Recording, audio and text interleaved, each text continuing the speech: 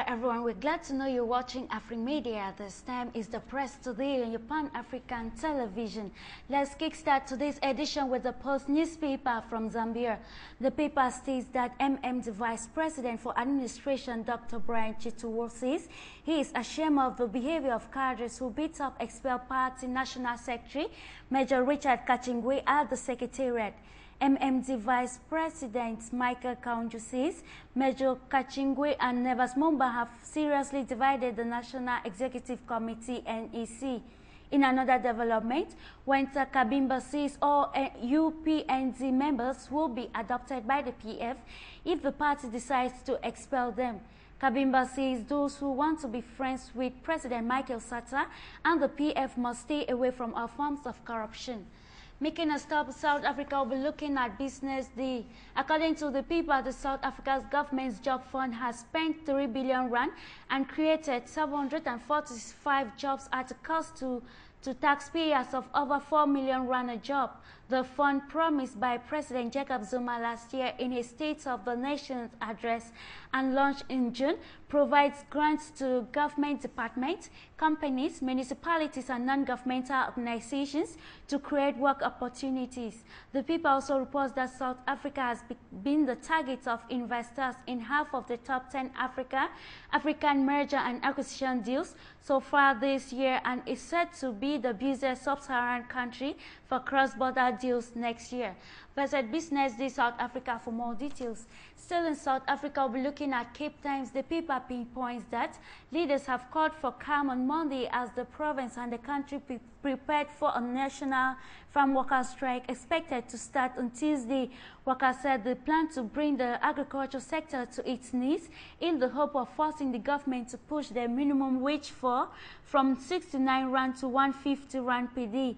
Farmers in the Western Cape have contracted private security staff by ex-military and ex-special force personnel to protect their property. The paper again reports that Basic Education Minister Ange Motshega has acknowledged that public schools will not match private schools because they are less privileged and are overcrowded. Read more on Cape Times for information. Taking you to Asia, we'll be looking at the Wall Street Journal Asia. In the journal, it's written that exporting the U.S. shale energy revolution overseas turns out to be far tougher than anyone expected, giving the U.S. a significant competitive advantage. Shale oil and natural gas have rejuvenated the North American energy industry and boosted the economy by supplying companies and consumers with cheap fuel. Just below the kicker, the paper says when Richard Branson sold 49% stake in Virgin Atlantic Airways Limited to Singapore Airlines Limited in 1999, the British billionaire described the tie-up as a marriage made in heaven, with hopes that the alliance will offer customers a much wider choice of destinations. However, the relationship never quite blossomed the way both partners envisioned, and now looks set to end after 13 years. Making a stop of the United Arab Emirates, we're looking at the Gulf newspaper. This paper states that France, United Kingdom, and Sweden summoned Israel's envoy on Monday after Israel said on Friday it will build thousands of new colonist homes, including in a wedge zone between occupied Jerusalem and the West Bank, known as E1, which Washington considers especially sensitive. The paper also has this interesting story that reports Salik tolls will be included in Dubai taxi fares from the start of the year. The 4 dirham payments will be added to meters in cabs and included in fares from January 1st. New meter system in cabs will mean drivers will not be able to manually add the toll. It will be added automatically.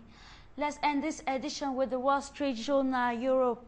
The paper brings to light the fact that Greece's debt agency launched a multi-billion euro offer to retire roughly half the debt the country owes to private creditors, part of the largest effort to trim a towering debt burden. Bond markets reacted positively after Greece signaled it will pay a slight premium to pay back their debts, but the higher price and the limited size of the offer raised questions about whether the country will be able to cut its debt as its European and international creditors hope.